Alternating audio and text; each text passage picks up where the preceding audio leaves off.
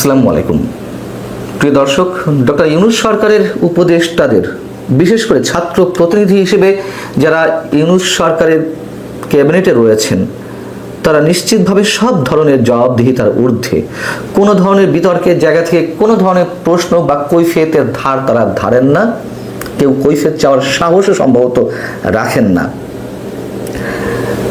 রোববার হযরত শাহজালাল আন্তর্জাতিক বিমানবন্দরে সরকারের যুব ও ক্রীড়া এবং স্থানীয় সরকার বিষয়ক উপদেষ্টার ব্যক্তিগত লাগেজ থেকে যে গুলিভর্তি অস্ত্রের ম্যাগাজিন উদ্ধার করা হলো, তাকে কেউ কোনো ধরনের কোনো প্রশ্ন করতে পারেননি, কোনো ধরনের জিজ্ঞাসাবাদের মুখোমুখি হতে হয়নি। বিষয়টি হচ্ছে, রোববার তিনি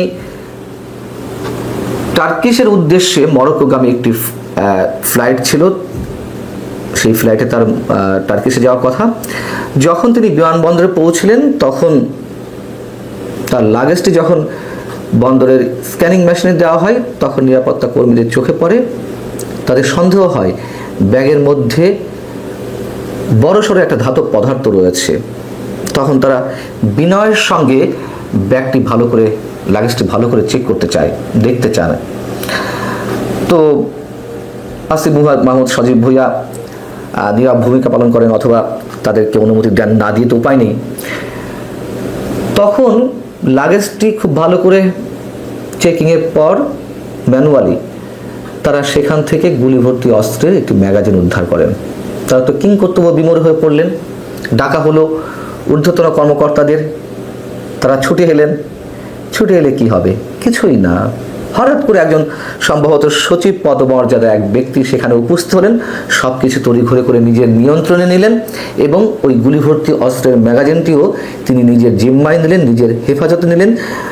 আসিফ মাহমুদ সজীব ভুঁইয়া বীর তর দর্পে বিমানে উঠে পড়লেন, আর ওই সচিব পদমর্যাদার ব্যক্তিও বিমানবন্দর ছেড়ে চলে এলেন। এই ঘটনায় তাকে কেউ কোনো ধরনের প্রশ্নও করেনি, জিজ্ঞাসাবাদের কোনো প্রয়োজনীয়তা অনুভব করেনি, অথবা প্রয়োজনীয়তা অনুভব করলেও সেই সাহস তাদের ছিল না জিজ্ঞাসাবাদের। যদিও আসিফ মাহমুদ সজীব ভুঁইয়ার পক্ষ থেকে একটি অজুহাত দাঁড় করানো হয়। কি অজুহাত? যে আমি ব্যস্ততার কারণে আমার ব্যাগ থেকে এই ম্যাগাজিনটি সরাতে ভুলে গিয়েছিলাম। বিমানবন্দর এলাকায় একজন মন্ত্রী পদমর্যাদার ব্যক্তির লাগেজে এই ধরনের গুলিভর্তি ম্যাগাজিন পাওয়া যাবে, সেটা আমরা খুব স্বাভাবিকভাবে নিয়ে নেব।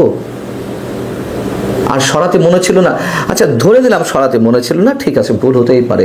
আমরা ধরে নিলাম যে এটি বৈধ অস্ত্র, ধরে নিলাম, কিন্তু তার তো একাধিক নিরাপত্তা কর্মী রয়েছে, অস্ত্রধারী নিরাপত্তা কর্মী রয়েছে, নিয়োগ দেওয়া থাকে মন্ত্রীদের জন্য, তাদের নিরাপত্তার জন্য।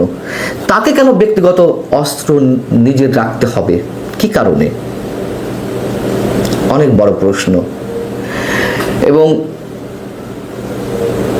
এ বিষয়ে সিভিল অ্যাভিয়েশন কর্তৃপক্ষ বা বিমানবন্দরের নিরাপত্তা বিভাগ কোনো ধরনের আনুষ্ঠানিক কোনো মন্তব্য করেনি, এমনকি স্বরাষ্ট্র মন্ত্রণালয়ের পক্ষ থেকেও কোনো বিবৃতি দেওয়া হয়নি। কি বিবৃতি দিবে? এর আগে যত সরকারের মন্ত্রীরা ছিল বা আমরা দেখেছি, তারা কি কখন নিজের পকেটে অস্ত্র রাখতেন, নিজের লাগেজে অস্ত্র রাখতেন? নিরাপত্তা কর্মীরাই তো নিয়োজিত থাকেন তাদেরকে যে কোনো দুর্ঘটনা থেকে রক্ষা করার জন্য। আমাদের মনে রাখা দরকার, আসিফ মাহমুদ সজীব ভুঁইয়া এর আগে কিন্তু নিজের মুখে একটি টেলিভিশন চ্যানেলকে বলেছিলেন সাক্ষাৎকারে, 5 আগস্ট শেখ হাসিনা সরকার যদি পতন না ঘটতো, শেখ হাসিনা যদি দেশ ছেড়ে চলে না যেতেন, তাহলে তাদের প্রস্তুতি ছিল সশস্ত্র বিপ্লবের। অস্ত্রের মজুদ ছাড়া তো সশস্ত্র বিপ্লবের বিষয়টি মাথাতেই আনা যায় না। সেই অস্ত্রগুলো কোথায়? যদি আমি আসিফ মাহমুদ সজীব ভুঁইয়ার নিজের বক্তব্যের কথা বলছি, তাহলে তারা প্রস্তুতি ছিল তো তাদের, তাহলে সেই অস্ত্রগুলো কোথায়? এবং পুলিশের যে অস্ত্রগুলো লুট হলো, আইন শৃঙ্খলা রক্ষাকারী বাহিনী কি একটা অস্ত্র উদ্ধার করতে পেরেছে? সব বাদ দিলাম। এই আসিফ মাহমুদ সজীব ভুঁইয়া তিনি তো কম বিতর্কে জন্ম দেননি এই 10 মাসে। এর আগে তিনি হেলিকপ্টার ছাড়া চলতেই পারেন না, তার নাম তো হয়ে গেল হেলিকপ্টার উপদেষ্টা।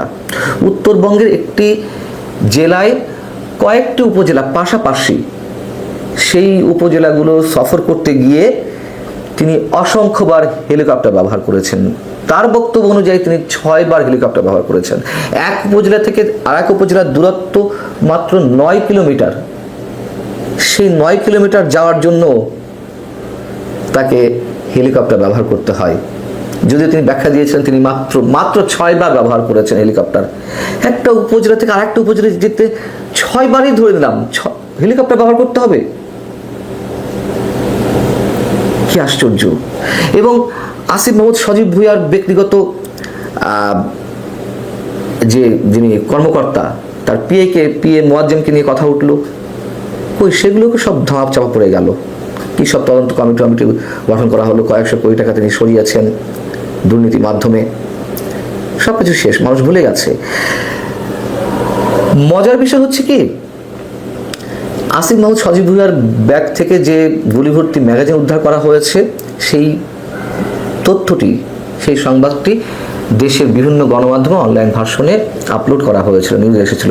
পরবর্তী দেখলাম তার অনেকগুলো গণমাধ্যমই সেই নিউজটি সরিয়ে নিয়েছে। কেন? কিসের ভয়ে? কার চাপে? জানি না আমরা। আসিফ মাহমুদ সজীব ভুঁইয়ার বাবা ঠিকাদারি লাইসেন্স করেছে স্থানীয় সরকার মন্ত্রণালয়ের, সেটি নিয়েও নানান ধরনের কথা হলো এবং পরবর্তী তিনি দুঃখ প্রকাশ করেছেন। একের পর এক অসংখ্য এই ধরনের ঘটনা ঘটে যাচ্ছে, কোনো ধরনের জবাবদিহিতা নেই। সাংবাদিকরা যখন সাহস করে 2-1 জন প্রশ্ন করেন, হয়তো কিছু একটা বলার চেষ্টা করেন, আবার অনেক সাংবাদিকের তো প্রশ্ন করতে গেলে চাকরিও থাকে না। এদিকে আমাদের নতুন বাংলাদেশ দিবস বাতিল করা হয়েছে। প্রধান উপদেষ্টা ডক্টর মোহাম্মদ ইউনূসের অনেক স্বপ্ন ছিল যে এরকম একটি দিবস ঘোষণা করা হবে, যে নতুন বাংলাদেশের জনক সম্ভবত তিনি হবেন, তাকে ঘোষণা করা হবে। কিন্তু তার নিয়োগকৃত ছাত্ররা তার বক্তব্য অনুযায়ী যখন প্রচণ্ড প্রতিবাদ করলো, তখন বাধ্য হয়ে সরকারকে সেখান থেকে পিছু হটতে হলো। কি একটা অসাধারণ বিষয়! প্রজ্ঞাপন জারি করা হলো 8 আগস্ট নতুন বাংলাদেশ দিবস। এমন এক বাংলাদেশ আমরা নতুন পেয়েছি যেখানে মততন্ত্র ছাড়া আর কিছুই নতুন কিছু আসেনি, এটি মানুষের অভিযোগ। এবং এই ছাত্র উপদেষ্টা চাইলে তো ডক্টর মোহাম্মদ ইউনূসকে সরিয়ে ফেলতে পারে, প্রমাণিত সত্য। তিনি সহজে এই ছাত্র উপদেষ্টাদের বিরুদ্ধে কিছু বলেন না। যেই এক্সাম্পলটি আমাদের সামনে আসিফ মাহমুদ সজীব ভুঁইয়ার ক্ষেত্রে স্থাপিত হলো, যে দৃষ্টান্তটি, সেক্ষেত্রেও নিশ্চয়ই সরকারের তেমন কোনো বক্তব্য থাকবে না, এটাই স্বাভাবিক। ভালো থাকুন সবাই, আল্লাহ হাফেজ।